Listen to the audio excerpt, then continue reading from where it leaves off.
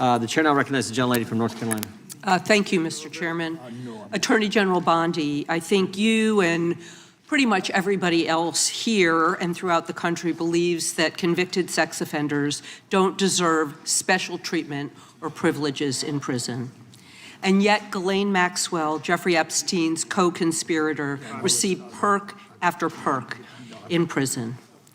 In July, she had a 2-day interview with your deputy and President Trump's former defense attorney, Todd Blanche. Just days after that, Maxwell was transferred from a federal correctional institution in Florida to a minimum security camp in Texas, which she, as a sex offender, would normally be ineligible for. At this new facility, as the ranking member talked about, and by the way, it's nicknamed Club Fed, we've heard reports that she's been afforded special privileges, puppy time, private workouts, personal mail, secretarial services. Attorney General Bondi, does a convicted sex offender like Ghislaine Maxwell deserve special treatment and privileges in prison? Yes or no? Let me be clear. That question locks the whole exchange into one standard. Once Bondi says no, the hearing stops being about opinion and starts being about process. If Maxwell should not get special treatment, then who approved a transfer Ross says she should not have gotten? Crystal clear on this. No.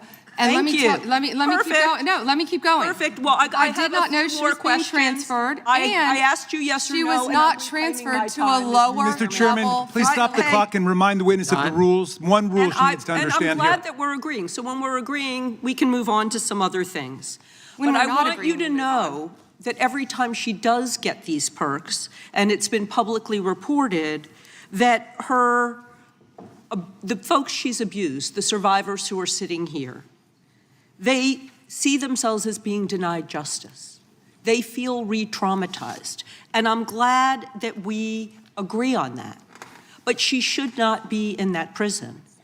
And she needs to be moved back to a maximum security prison as soon as possible. But what she has told another committee here is that she won't cooperate with them unless she gets clemency from Donald Trump.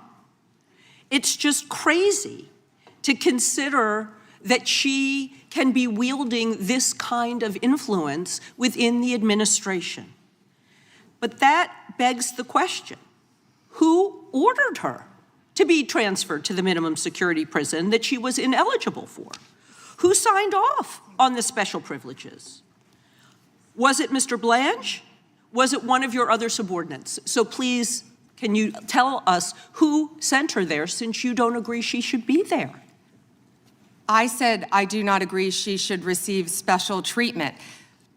She was transferred, I learned after the fact, to the same... That is the turn. Bondi is not defending the move there. She is saying she found out later. If the Attorney General was outside the loop on a transfer this sensitive, the next question gets sharper, not weaker. Who inside the system made that call? Level facility, and that is a question for the Bureau of Prisons. I was not involved in that at all. The same level facility, I don't know why, but you know, instead of talking about Ghislaine Maxwell, who hopefully will die in prison, you should be talking about Iryna Zarutska. I have a couple who of died other on a subway. Right, and I absolutely... You don't talk about that. And this is where the exchange changes shape. Ross is still asking about Maxwell, clemency, and who signed off. Bondi switches to a different crime entirely. That tells the viewer the central question is still sitting there unanswered. I have been talking about it and actually helping with these issues, but we're going to move back to you. I bet we are. Yes, of course, because you're here to testify. That's what the whole point of this endeavor is. So of course we're moving back to you. It is all about you. So as we've heard, she took the fifth in response to every single question in that committee hearing. And her lawyer dangled the offer of clemency. Should Donald Trump pardon or commute her sentence? Should she be released from prison, yes or no? You said you hope she dies there, so I'm hoping the answer is no. I already answered that question. Good. I'm very glad. I really like this bipartisan agreement about when what it should agrees happen with with you. her. But you Yes. don't want to talk about Iryna Zarutska. You don't want to talk about I talk about her murdered all by the a time, violent crime but I offender am not in here your to testify jurisdiction. before Congress. You are. That is your job today. You are That's what you're getting paid for. obsessed with attack. Time belongs to So the I young lady. want you to know that your own DOJ employee, he's recently been demoted and had some other problems, advises on pardons. Do you think he will be advising Mr. Trump on any kind of clemency or pardon for Ghislaine Maxwell?